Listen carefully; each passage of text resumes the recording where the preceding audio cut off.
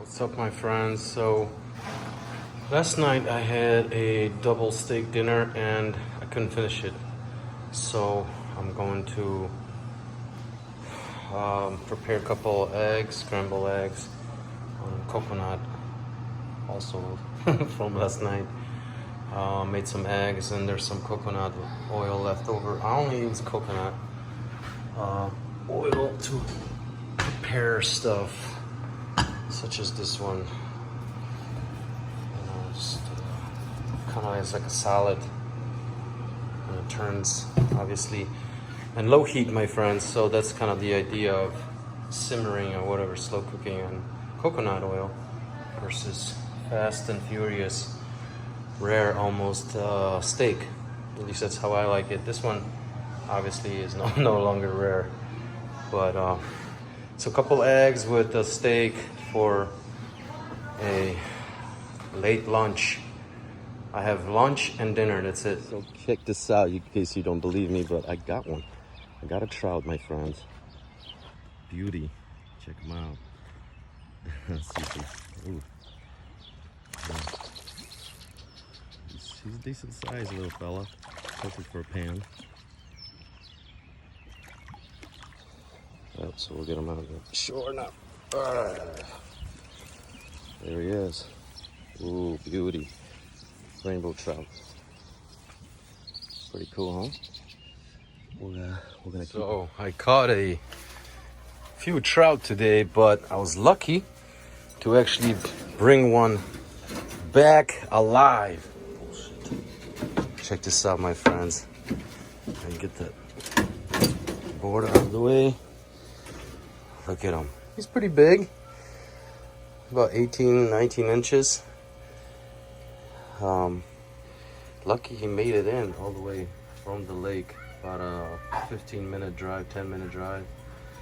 In a little bucket, 5-gallon bucket. But he made it. So there it is, my friends. We got a big old trout in here. I caught a small one. It was just perfect for the piranha tank, but unfortunately he came off the hook right at the shore. So I just kept this one out of the other two that I'm actually going to eat, since they are a very good source of protein, and I am on a carnivore diet, so we'll get our meat any which way we can. Right, you guys, let me show you my fruit of my labor. Haha, check it out. Starting to take shape, huh? That's the base, the stand, you want to call it. I've been doing a lot of reinforcing and changing things around, whatever. Just like I said before, never been done, so we have to make adjustments. Thank God for trigonometry and geometry. So if you have been following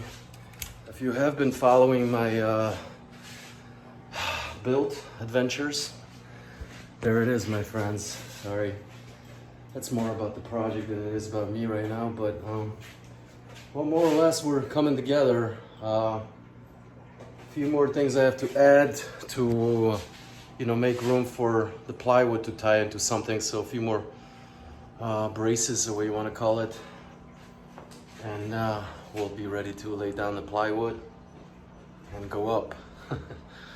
We're doing it. What's up, my friends? It's okay, bud. I'm making progress.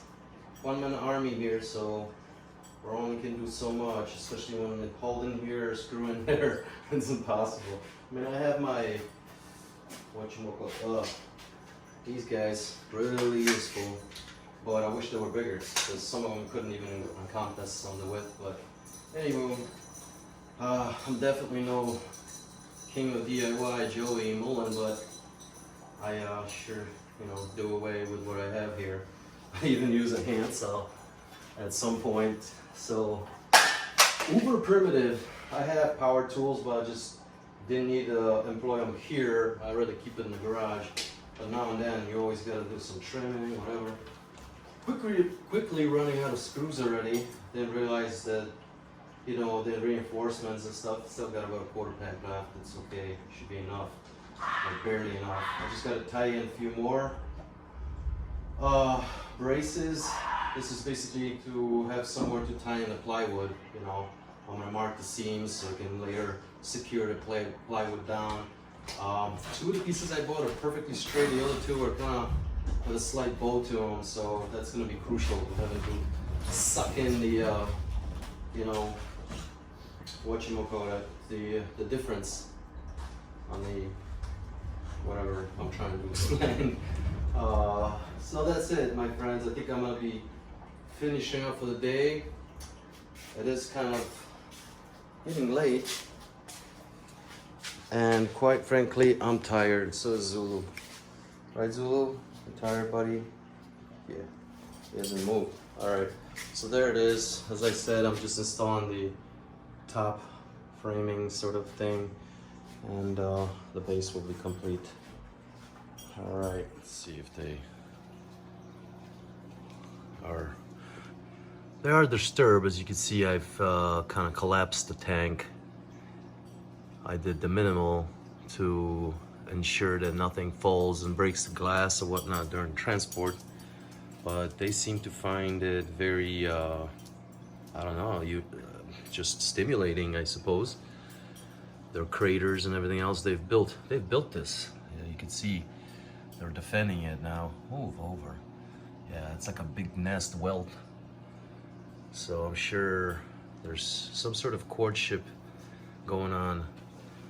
As young as they are and not really big, I would think they could get much larger before they reach maturity. The Caribas are definitely exhibiting some courtship, and you know, I would say the flood, change of water, change of decor, stimulating their instincts to mate. And Red Rooster is still pissed. Yeah, he pouts, you know, he goes and lays down in a corner when he's not happy because we messed up his tank and moved him and all that. What's up? He wouldn't even feed this morning, which is quite odd. Anyway, it's just temporary, my friend.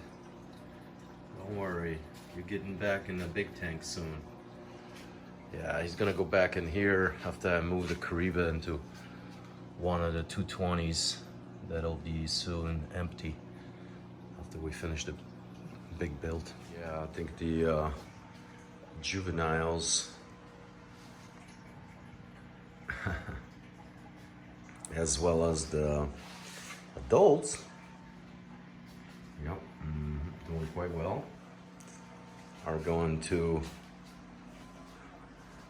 do very well in their new enclosure. It's hard to show you the scale. Hang on, let's see if I can switch to different mode real quick. Just give you a better an eye on that. This is from my hallway. So that's, you'll be coming down the stairs more or less, and then you'll be walking up. I switched to wide angle. You'll be walking up to this. This is what it looks like from the top. This will be the front, and that's the spot in relevance to the rest of the room. Yep, and this is where I sit normally to observe. So there it is, my friends. Hi. What you doing? What you doing, Cod? Wobbles. Wobbles. Wobbles is being wobbles as usual. What's up, Zulu? Everyone's always here. They never leave. So there it is, my friends. The basin or stand for the corner tank is complete, reinforced and everything else. All right, my friends, so here it is. This is what it's gonna look like, more or less. Finished product. It's like a diamond shape, sort of, you know, of a base or stand, whatever you want to call it. It will become part of the tank actually, because the plywood has to adhere to something and so forth. And well, I'm looking for security and obviously functionality first and foremost before I worry about aesthetics, but I'm pretty sure we can wrap it all up in plywood and make it look pretty presentable, you know, in the end. So there it is. The cave is getting a makeover, and as you can see, we are moving forward with our project, continuing on with the build. Approximately 1,200 gallon of open space for the piranhas, for the juvenile red bellies. The juvenile red belly rescues 17 of them and 10 adults ready to move to a new enclosure, and well, I can't wait. Thank you so much for coming, my friends. For those of you that are new here, my name is Marek. Everyone calls me Bear or Bearski. And we are on a journey to move the piranha into a new enclosure. Stay with us and you can probably, you know, kind of see the journey unveil. I'm gonna try to document as much as possible, as I always say.